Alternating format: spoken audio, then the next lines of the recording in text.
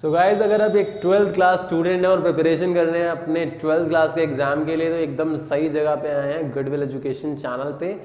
और मैं आपको ज़रूर बताऊंगा कि ये वीडियो जो है टॉपर्स मैनिया है, इसको देखने से पहले डिस्क्रिप्शन बॉक्स में जो भी स्टेप्स हैं 12th क्लास इंग्लिश के लिए उनको ज़रूर फॉलो कर लो अगर लाना चाहते हो 90-95 प्लस मार्क्स। ठीक है, उसके बाद ही इस वीडियो को कंटिन्यू करना है। ओके,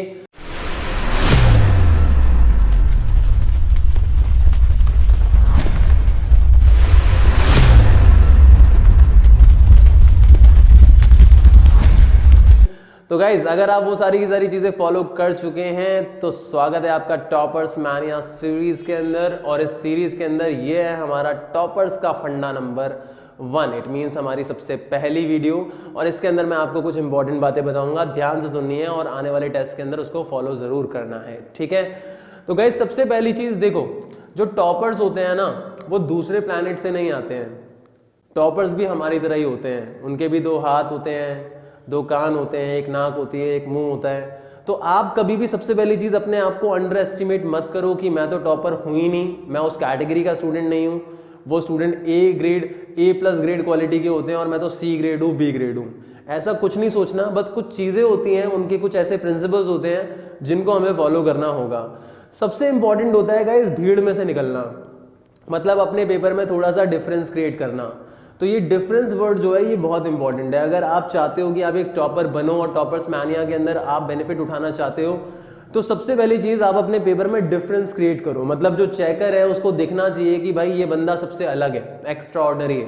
ठीक है, तो सबसे पहली चीज मैं आपको बताऊंगा पेपर प्रेजेंटेशन के बारे में। हालांकि मैंने एक वीडियो दे रखी है डिस्क्रिप्शन बॉक्स में, आई होप आप लोगों ने देख रखी होगी, लेकिन स्टिल मैं उस बात पे अब स्ट्रेस डाल रहा हूं कि अगर आप चाहते हो कि आप लोग टॉपर बनो, 95 प्लस मार्क्स लेके आओ और आपने सारी चीजें फॉलो कर ली है, आपकी ग्रामर एक्यूरेसी भी है, तो आप प्लीज अपने प्रेजेंटेशन पे जरूर वर्क करो। और प्रेजेंटेशन पे वर्क करने के लिए आपको क्या करना होगा वो मैं बता रहा हूं। ठीक है, सबसे पहली चीज गाइज, आप लोगों को सारे के सारे सेक्शंस को डिवाइड करना है। आपको सारे सेक्शंस को डिवाइड करना है। ऐसा बिल्कुल नहीं करना कि सेक्शन सी करा, फिर सेक्शन बी करा, फिर सेक्शन सी फिर से रिपीट कर दिया, फिर सेक्शन बी फिर से रिपीट कर दिया। ऐसा कुछ नहीं करना। सारे सेक्शंस आपको डिवाइड करने हैं। ठीक है, हर एक सेक्शन अलग अलग जगह होगा। हो सकता है कि आप पहले सेक्शन सी कर लो, उसमें कुछ क्वेश्चन छोड़ दो, फिर सेक्शन बी कर लो। तो जगह आप सेक्शन सी के लिए छोड़ोगे तभी आप बी पे जाओगे, फिर वहां जगह छोड़ोगे तो वापस आप सेक्शन सी पे आगे कर सकते हो।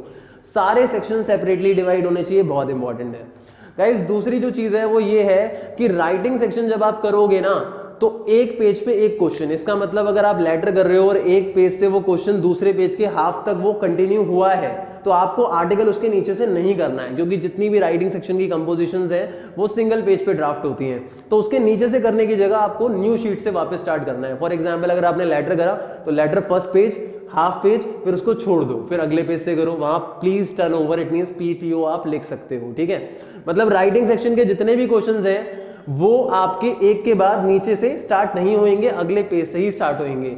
इवन आपका सेक्शन भी अगर कहीं पे खत्म हो रहा है तो दूसरा सेक्शन आपके उस सेक्शन के नीचे से स्टार्ट नहीं होगा, अगले पेज से स्टार्ट होगा। आप कहोगे सर शीट बचा रहे हैं। अरे भाई, शीट बचा के क्या करोगे? पूरे पेपर नहीं दिए गया एग्जामिनेशन फीस के अंदर।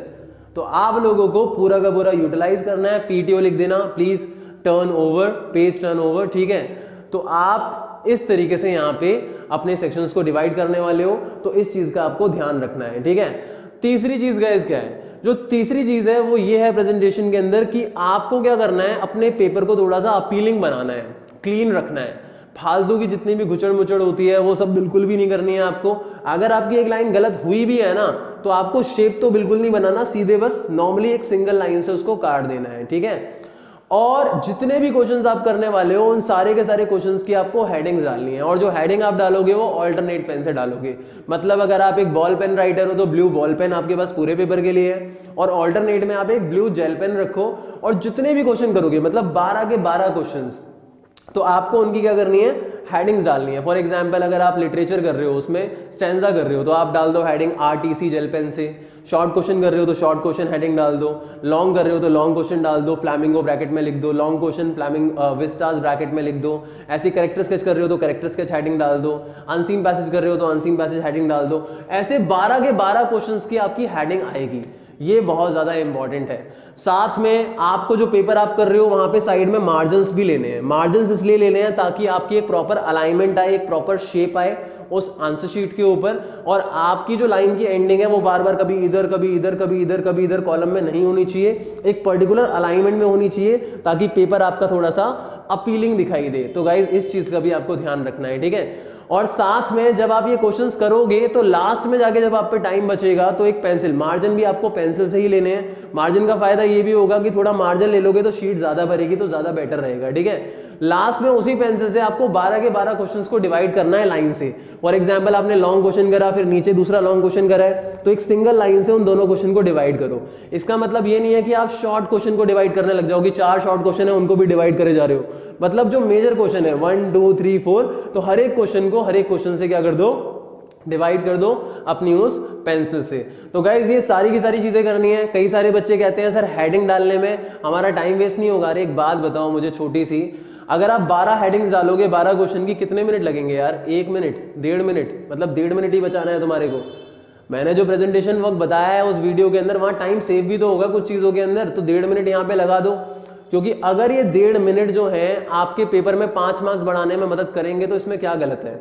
देखो प्रेजेंटेशन के मार्क्स नहीं मिलेंगे लेकिन प्रेजेंटेशन से मार्क्स मिलेंगे। तो यहाँ पे हमारा टॉपर्स का जो फंडा नंबर 1 है वो कहता है कि आपको अपने पेपर की प्रेजेंटेशन पे बहुत ज्यादा वर्क करना है, तभी जब आपने बाकी की सारी चीजें कर ली हैं। अगर आपने वो बाकी की सारी चीजें नहीं करी हैं, आप इसको सुन रहे हो, तो पहले प्लीज उस पर वर्क करो।